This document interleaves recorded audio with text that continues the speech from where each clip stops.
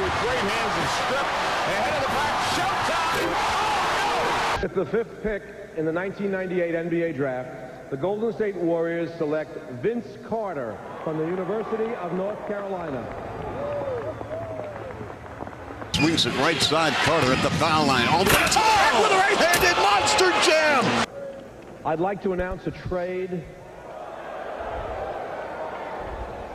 Toronto has traded the rights to Antoine Jameson to Golden State for the rights to Vince Carter plus cash consideration. The lob.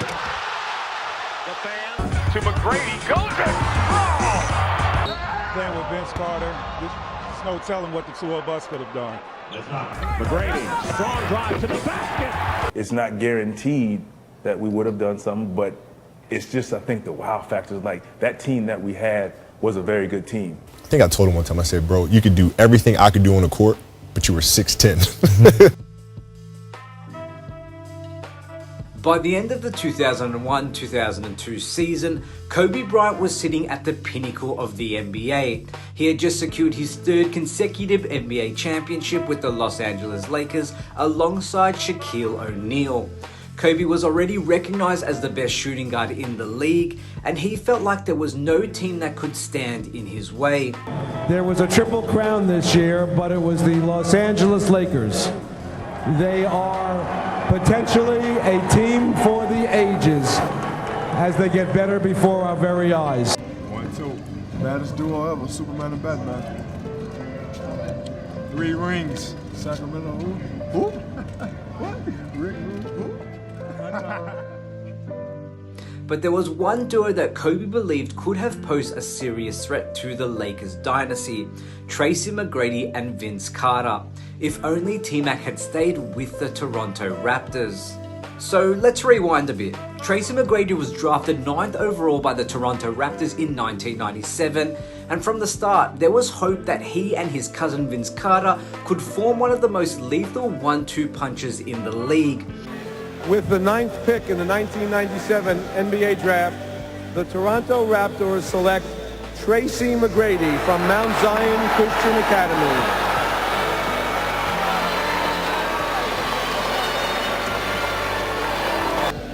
But unlike Kobe Bryant, Tracy McGrady was a relatively unknown player after your junior year. Now you're sitting up here, the 9th pick in the draft. How did your life change and why? It changed because, I just like to thank God first, and I had a lot of people supporting me, and I really worked hard to get to the particular point that I'm at. T-Mac had all the tools, standing at 6'9" with a silky smooth game. He was a matchup nightmare for any defender. However, his first couple of seasons in Toronto were a bit rocky as he struggled to find his role on the team. But everything started to click during the 1990-2000 season. McGrady averaged 15 points, 6.3 rebounds, 3.3 assists, and 1.1 steals per game. He was starting to show flashes of the superstar he would eventually become. But just as the Raptors were on the verge of something special, T-Mac made a decision that would change the course of his career and the Raptors' future. And that was to unfortunately leave the organization. Tracy McGrady's basketball career came full circle this August when he returned to Central Florida and signed with his hometown team, the Magic. It was just what the doctor ordered. Every home game, my family and friends are going to be there, so definitely I'm going to want to come out and perform on a high level just because they're there. And the familiar faces that you see in the crowd, you want to come out and bring your A game every night because they want to see something exciting. They come to see you. In the summer of 2000, McGrady decided to leave Toronto and sign with the Orlando Magic, where he would go on to become a perennial All-Star and one of the most electrifying players in the league. But as great as T-Mac was in Orlando, Kobe Bryant couldn't help but think about what if McGrady had stayed with the Raptors. In an interview with Slam magazine, Kobe said, and I quote, "He gave up playing in Toronto, which I think if he would have stayed in Toronto, we probably would have played them in the finals the last 2 years." You're talking about McGrady and Vince Carter. Those two guys can absolutely hoop. So what did Kobe actually see in the Raptors duo? Well, Vince Carter was already emerging as one of the most dynamic scorers and electrifying dunkers in the game, and pairing him with a rising star like McGrady could have been lethal. Imagine the two of them together in their primes, Vince slashing and dunking, while T-Mac using all of his ability to score anywhere on the court. It's easy to see why Kobe thought they could have been championship contenders. After McGrady left, the Raptors did manage to have some success. They made it to the Eastern Conference semifinals in 2001 and pushed the Philadelphia 76ers, led by Allen Iverson, to 7 games. But without T-Mac, they couldn't quite get over the hump. For more than that. And the celebration begins. The Toronto Raptors coming one shot short of a huge upset here in the second round of the playoffs. Meanwhile, McGrady was putting up incredible numbers in Orlando, but his team struggled to make deep playoff runs. Despite leading the Magic to the playoffs 3 times, T-Mac couldn't get past the first round. And such, it's one of the biggest what-if stories in NBA history. What if T-Mac had stayed in Toronto? Could he and Vince Carter have led the Raptors to the finals and challenged the Lakers for a championship? I can recall one All-Star game,